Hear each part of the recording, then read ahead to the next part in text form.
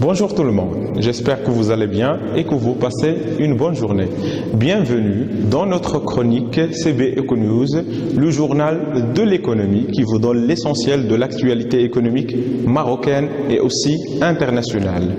Nous allons consacrer cette édition à un sujet très particulier qui est la loi de finances 2018. Une question se pose, quelles sont les nouveautés ou bien les nouvelles dispositions réglementaires et fiscales de la loi de finances 2018. C'est ce que nous allons découvrir dans cette édition et je laisse la parole à mon ami Brahim qui va vous présenter les grands titres de ce journal. Merci.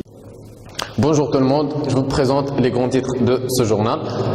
Nous allons commencer par les dispositions relatives à l'impôt sur les sociétés qui est en arabe Dariba al-Sharikat, puis les dispositions relatives au droit d'enregistrement et de timbre, Rusum as-Sijil wa Timbre en arabe, et finalement nous allons passer en revue les autres dispositions fiscales et réglementaires que contient cette loi de finances 2018. Donc je vous souhaite une bonne suite de cette chronique. Merci Brahim. Commençons par la première mesure qui est considérée comme la mesure phare de cette loi de finances 2018. Toutes les entreprises qui sont imposables à l'IS seront obligées à partir de l'année 2019 à payer cet impôt selon un barème progressif au lieu d'un barème proportionnel. En effet, si une entreprise réalise au titre d'une année fiscale un bénéfice net inférieur à 300 000 dirhams, il sera taxé d'un impôt sur les sociétés de 10%. Si cette entreprise réalise un bénéfice net entre 300 001 dirhams et 1 million de dirhams, il va payer un taux de l'impôt sur les sociétés qui est de 20%. Si cette entreprise réalise un bénéfice supérieur à 1 million de dirhams, il sera dans la mesure de payer un impôt sur les sociétés de 31%. Il faut noter que cette mesure constitue par l'État, ou bien cause pour l'État, un manque à gagner de 1,8 milliard de dirhams, mais cet impact budgétaire se stabilisera à peu près à 89 milliards de dirhams d'ici l'année 2020. Merci Mohamed. Maintenant, passons à la deuxième disposition relative au droit d'enregistrement et de timbre. La loi de finances 2018 apporte de bonnes nouvelles pour les entreprises. Ces dernières sont exonérées de payer les droits d'enregistrement et de timbre dans les trois principaux cas suivants.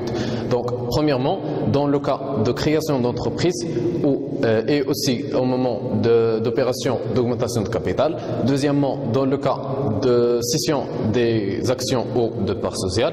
Et enfin, dans le cas d'acquisition de terrains nus destinés à la construction des établissements hôteliers. Et toutes ces mesures ont pour objectif d'encourager l'investissement national au Maroc.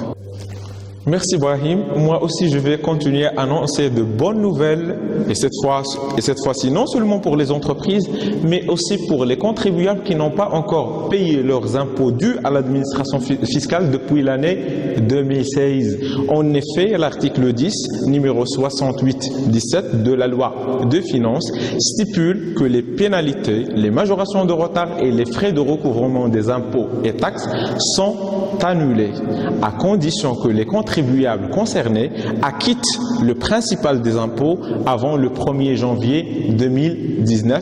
Et voilà une bonne mesure non seulement pour les entreprises mais pour tous les contribuables.